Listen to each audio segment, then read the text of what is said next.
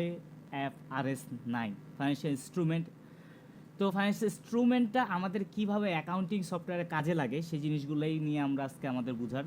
আর এখানের মধ্যে প্রত্যেকটা জিনিসের মধ্যে কিভাবে আমাদের প্রত্যেকটা পয়েন্ট আউট করে অ্যাকাউন্টিং সফটওয়্যারের মধ্যে একসাথে অনেকগুলা ইমপ্লিমেন্টেশন আমরা শিখবো, সেটারও একটা পার্ট। তো প্রত্যেকটা পার্ট, প্রত্যেকটা জিনিস অবশ্যই আপনারা মাথা রাখবেন। দরকার হলে একটা ক্লাস একবারের অধিক দেখবেন, তাও প্রত্যেকটা জিনিস ক্লিয়ারিফিকেশন রাখবেন। আর ক্লিয়ারিফিকেশন বাড়ানোর জন্য অন্যান্য যে রিসোর্সমেন্ট দেওয়াগুলো আপনাদের দেওয়া হয়, ভিডিও, তারপর ওয়েবসাইট, সেই জিনিসগুলোকে অবশ্যই গো থ্রু করবেন। তাহলে আই গেস আপনাদের নলেজটা এই জিনিসের উপরে অনেক অনেক গ্রোয়িং হবে। সো আমাদের এটা যেটা IFRS 9 ফাইন্যান্সিয়াল ইনস্ট্রুমেন্ট আজকে তো মোস্তফা একবার নাই, মিস করবো। যাই হোক, তো ইন্ট্রোডাকশন IFRS 9-এ যে জিনিসটা রয়েছে কি পয়েন্টসে, তো এটা ডিফিনিশন হলো IFRS 9 deals with the recognition, classification, measurement and derecognition okay of financial instruments such as loans, receivables and equity investment. তো এখানে ফাইন্যান্সিয়াল ইনস্ট্রুমেন্ট বলতে যেসব ম্যাটেরিয়ালসগুলো পেয়েছি সেগুলো কি?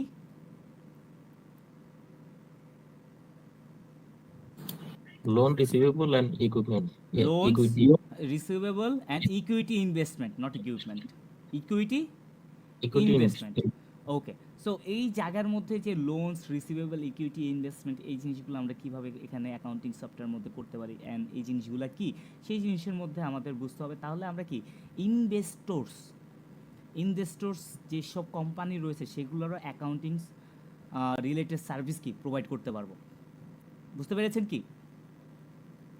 সো এখানের মধ্যে অ্যাজ ইট ইজ স্কোপটা হলো আমাদের IFRS 9 অ্যাপ্লাইস দেওয়া টু অল। এখানে পড়ার কোনো কিছু নাই, আপনাদের জাস্ট অ্যাট এ গ্লেন্স আমি জাস্ট জিনিসগুলো দেখাই যে classification of measurement of financial instrument, then amortize fair value, then এখানে ইম্পায়ারমেন্ট অফ ফাইন্যান্সিয়াল ইনস্ট্রুমেন্ট, তারপরে এখানে হেজ অ্যাকাউন্টিং রয়েছে। সো হেজ অ্যাকাউন্টিং সম্পর্কে তো আপনাদের অনেকের আইডিয়া রয়েছে, রাইট? সো হেজ অ্যাকাউন্টিং এখানের মতো একটু লেখা আছে যে align the accounting treatment of hedging instrument with the risk management activities of entity which might be relevant software firms dealing with the foreign exchange risk. কি foreign exchange যে রিস্কটা আছে সেটার মধ্যে হেজ অ্যাকাউন্টিংয়ের ইয়েটা করে। তো এখানে একটা এক্সাম্পল আছে, global software firm with the client in multiple countries May has against foreign currency risk demonstrate. তো এখানের মধ্যে এটা ডেমনস্ট্রেট করা হবে অ্যাজ পার ফোর্থ না ফিফথ লেকচারে। তারপর রিকগনিশন অফ ফাইন্যান্সিয়াল ইনস্ট্রুমেন্ট, এখানে একটা পার্ট রয়েছে। তো কি কনসেপ্টের একটা পার্ট, দেন কেস স্টাডি, এইসব পার্ট রয়েছে। আমরা তো অ্যাজ পার আমরা লেকচার 1 দিয়ে শুরু করি ইনশাআল্লাহ। লেকচার 1, তো লেকচার 1-এ আমাদের যে কি পয়েন্টসগুলো ছিল সেই কি পয়েন্টসগুলো ধরা। আর এখানে আপনারা অনেকে লক্ষ্য করেছেন যে আমি কি পয়েন্টসগুলো জাস্ট নোটের মধ্যে রাখি আর এটার পার্টগুলো দেখাই, কিন্তু এখানের মধ্যে কি পয়েন্টসগুলো হাইলাইট করার মেইন একটা রিজন হলো জাস্ট ফর দ্যাট যে এখানে অ্যাপ্লিকেশন টু সফটওয়্যার ইঞ্জিনিয়ারিং কোম্পানিসের মধ্যে রিসিভেবল ইন সফটওয়্যার ইঞ্জিনিয়ারিং বা যে জিনিসটা কীভাবে ধরা হয় বা কীভাবে জিনিসটাকে আনা হয়। সো এখনও আমাদের এই সাস যে মডেলস রয়েছে সাবস্ক্রিপশনের সেই জিনিসটা এখানের মধ্যেও চলে এসেছে। কেন চলে এসেছে? কারণ এই একটা মডেল বা একটা জিনিস দিয়ে আমাদের অ্যাকাউন্টিং সফটওয়্যারের মধ্যে বিভিন্ন জিনিস আমরা মানে কি বলে এটাকে ধারণা করতে পারি বা অনেক বড় একটা অ্যাকনলেজমেন্ট আমাদের চলে আসে। সো এখানের মধ্যে কাস্টম ডেভেলপমেন্ট আছে, তারপরে ফাইন্যান্সিয়াল এগ্রিমেন্ট রয়েছে। সো এখানের মধ্যে অ্যাপ্লিকেশন সফটওয়্যার ইঞ্জিনিয়ারিং কোম্পানিসের মধ্যে যে জিনিসটা রিসিভেবলটা কি দেনাদার, তাই তো? তো এখানের মধ্যে software companies often generate the income from multiple sources okay. তো এখানের মধ্যে সফটওয়্যার কোম্পানি থাকতে পারে, যে সফটওয়্যার কোম্পানির মধ্যে আপনি আগেই টার্গেট করতে পারেন আইটি কোম্পানি, যেগুলো যারা আইটি সার্ভিসেস দেয়, যেখানের মধ্যে সফটওয়্যার রিলেটেড অনেক কিছু থাকে। আমাদের যারা ক্লায়েন্ট, সেই ক্লায়েন্ট প্ল্যাটফর্মগুলো আমাদের বুঝতে হবে। একটা হলো এনজিও, একটা হলো ই কমার্স, একটা হলো আমাদের আইটি সার্ভিসেস যারা নেয় তারা, আর একটা হলো ইনভেস্টর্স। 4টা পার্ট আমরা পাচ্ছি, যেখানের মধ্যে এই যে পার্টগুলো রয়েছে এই পার্টগুলার অন্যান্য জায়গা থেকে আপনার ই কমার্সের মধ্যে ক্লায়েন্টরা একটু কিটা ওকে ফাইন, এনজিওর মধ্যে আপনি যা চাইবেন তাই পাবেন। আর আইটি কোম্পানির মধ্যে আপনি তাকে যদি সঠিক যেই ভাবে আপনি যে কাজ করবেন তারা যদি তাকে সেটা বোঝাতে পারেন, তাহলে একটু মানে আর্গুমেন্ট করলেও আপনি ওইরকম পাবেন। ইনভেস্টর্স সেখানের মধ্যে তো আপনি মনে করেন একটা মানে পিঠের পিছনে দুইটা পাখা মনে করেন লাগা ফেলতে পারবেন এরকম। সো এই যে কোম্পানিগুলো, এই কোম্পানিগুলোর জন্য এই ইনস্ট্রুমেন্ট অনেক কাজে দিবে, একটু আপনারা বোঝার ট্রাই করুন সবাই। সো এখানের মধ্যে প্রথমে সাবস্ক্রিপশন সেলস সাস মডেল হয়েছে where the client subscribe to cloud based software over time. So এই জিনিসটা বুঝতে পারলে আমাদের হয়তো অ্যাকাউন্টিং সফটওয়্যার থেকে শুরু করে অন্যান্য জিনিসগুলোর সম্পর্কে আমাদের একটা ভালো আসবে। আমরা যে অ্যাকাউন্টিং সফটওয়্যারগুলো শিখছি সেগুলো কি best? Cloud based. Cloud Cloud based, based. Yes, সেগুলো ক্লাউড বেসড। তো সাবস্ক্রিপশন সেলস যে পার্টটা আমরা পাচ্ছি, আপনি কুইক বুকসের 1 ইয়ারের একটা সাবস্ক্রিপশন নিচ্ছেন, সেখানের মধ্যে আপনি সেটার কিভাবে রেভিনিউ রিকগনিশন করবেন সেটা মনে আছে আপনাদের?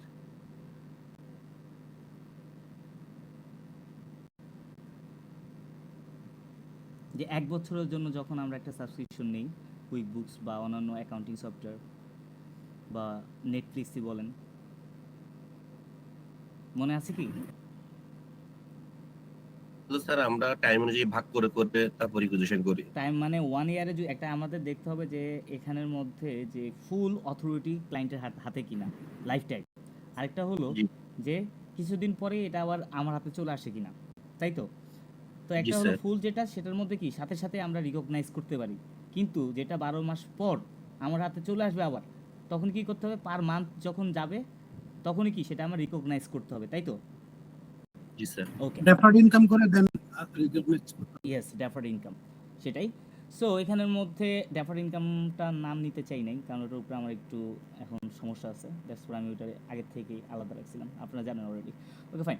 So custom development project providing bespoke software solution to the business. Okay, financial agreements, offering credit terms to client, offering credit terms to client, এটা কোনটা পার্ট? বাকিতে লেখা। হ্যাঁ, ফাইন্যান্সিয়াল এগ্রিমেন্টস। তো each of the activities create receivable that must be recognized, classified and measured under IFRS 9. তো এখানের মধ্যে আমরা তিনটা পেলাম, সাবস্ক্রিপশন অ্যান্ড সেলস, যে জিনিসের মধ্যে রিসিভেবল ক্রিয়েট হয়। কিভাবে ক্রিয়েট হয়? এখানের মধ্যে রিসিভেবল কিভাবে ক্রিয়েট হইতে পারে?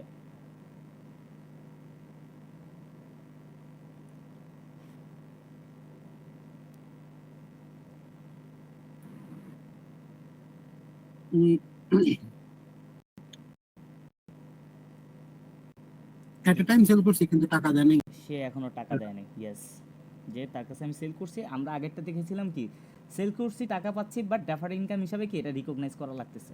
বাট এখন আমরা তাকে ক্লায়েন্টকে সেল করছি ঠিকই, কিন্তু তার থেকে কি এখনও টাকাটা আমরা পাই নাই।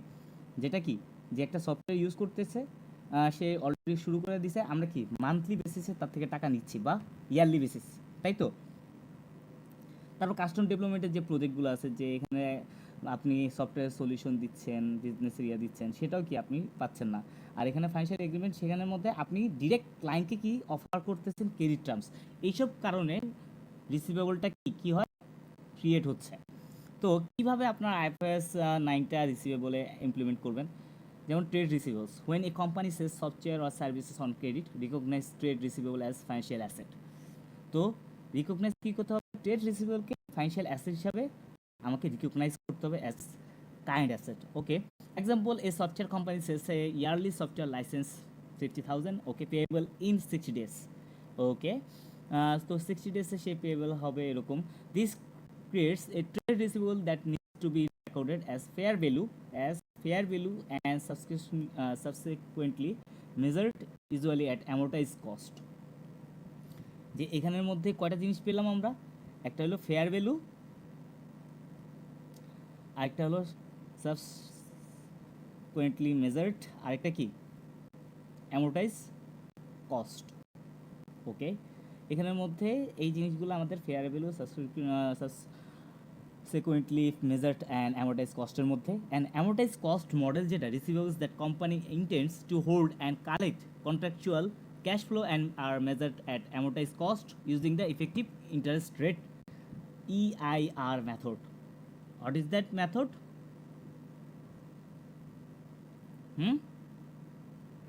Effective interest rate, EIR method. মাথা রাখবেন, আমি এখানের মধ্যে অনেকগুলো এইসব জিনিস দিয়েছি।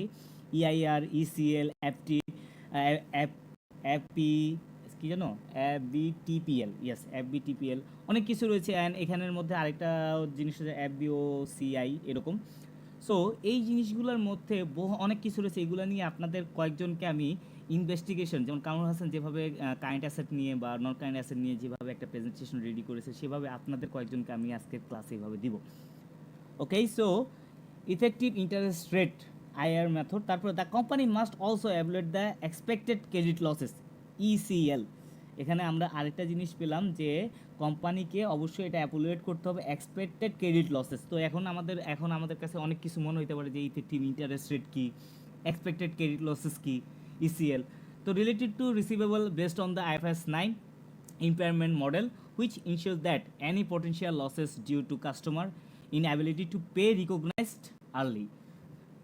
যে পটেনশিয়াল কাস্টমারের যদি তাড়াতাড়ি পেমেন্ট করতে দেরি হয় বা কি হয়, সেখানের মধ্যে কি লসেসটা আপনার হতে পারে সেই টাকার বাকি টাকাটা আপনি না পাওয়ার কারণে ওই সময়। তো এটা হয়তো রোজকার জীবনে আমরা সবাই জানি, আমরা টাকা ধার দেই, 2 দিন 3 দিন পর দিয়ে দিবে।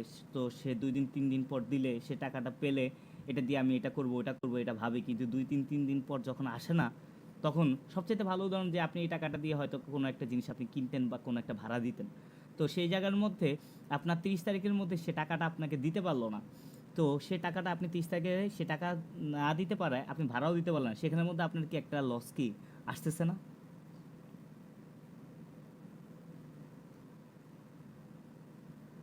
হুম। জি স্যার। তো এই জিনিসগুলো আমাদের মেজারমেন্টটা শিখতে হবে, বুঝতে হবে, যাতে করে আমরা as a perfect accountant, not the accounting সফটওয়্যারে আপনি চালাতে পারেন বা এরকম অ্যাকাউন্টিংয়ের এই জিনিসগুলো আপনি বসাই, এক্স্যাক্ট যে অ্যাকাউন্টিংয়ের যে ট্রিটমেন্ট, সেই ট্রিটমেন্টটা আপনি দিতে পারেন, যাতে করে আপনার আওয়ারলি রেট $150 থেকে $200 হয়। আপনাকে আপনার মতো করে এটা কি গ্রো করতে হবে। সো ওকে, দেন আমরা দেখি। কারণ আপনারা যদি এই জিনিসগুলো আপনি ভালো মতো বুঝেন, এই জিনিসগুলো নিয়ে আপনি ভালো মতো হাইলাইটেড করেন যে আমি এই জিনিসগুলো এইভাবে করতে পারবো, বা বিভিন্ন অনেক রকম সিস্টেম আছে আপনাদের এরকম, যে কোন কোন কোম্পানিতে কীভাবে আপনারা যদি তাদের কাছে অ্যাপ্রোচ করেন, এই রকম আওয়ারলি বেসিসে আপনারা কাজ করতে পারবেন, জাস্ট ফর এই জিনিসগুলো অ্যাকনলেজমেন্ট নিয়ে। ওকে, সো ইনভেস্টমেন্ট ইন স্টার্টআপস, যে ইনভেস্টমেন্টটা স্টার্টআপে করা লাগে। সো সফটওয়্যার কোম্পানি অফেন, আর সবসময় চেষ্টা করবেন একটা জিনিস নিয়ে অনেকগুলো কোম্পানির ব্যাপারটা বোঝার জন্য, যে এখানে ইনভেস্টমেন্ট ইন স্টার্টআপস আছে, যে স্টার্টআপ যে কোনো কোম্পানি হতে পারে, এখানে সফটওয়্যার কোম্পানি বোঝানো হয়েছে, অন্যান্য কোম্পানির ক্ষেত্রে কী হতে পারে সেটাও আপনার মাথায় কি থিমটা আনতে হবে। Software companies often invest in other tech startups. Okay, software কোম্পানিগুলো অন্যান্য, মানে আমি সফটওয়্যার কোম্পানিতে বিজনেস করতেছি, কিন্তু আমি অন্য একটা স্টার্টআপ বিজনেসকে আমি ইনভেস্টমেন্ট করতেছি অ্যাজ পার, এটা সবসময় মানে ম্যাক্সিমাম টাইমই তারা করে for various reasons such as the strategic partnerships, venture funding or diversifications of investment. তো এই জিনিসগুলো একটু আপনারা মাথায় দিবেন যে what is the strategic partnership বলে, what is the venture funding বলে, what is the diversification of investment. এই জিনিসগুলো ছোটো ছোটো পার্ট বললে হয়তো আপনারা অনেক কিছু বুঝতে পারেন যে এটা মনে হয় এটার জন্য পার্টনারশিপ জাতীয়, কিন্তু এখানের মধ্যে বড় বড় অর্থগুলো লুকায় আছে। তো এই জিনিসগুলো অবশ্যই বের করার ট্রাই করবেন, জিনিসটাকে এভাবে রেখে দিবেন না। এগুলোর ভিতরে যত গভীরে যাবেন ততই আপনি শিখবেন, ততই আপনি জানবেন, ততই আপনি কি একজন এক্সপার্ট হবেন।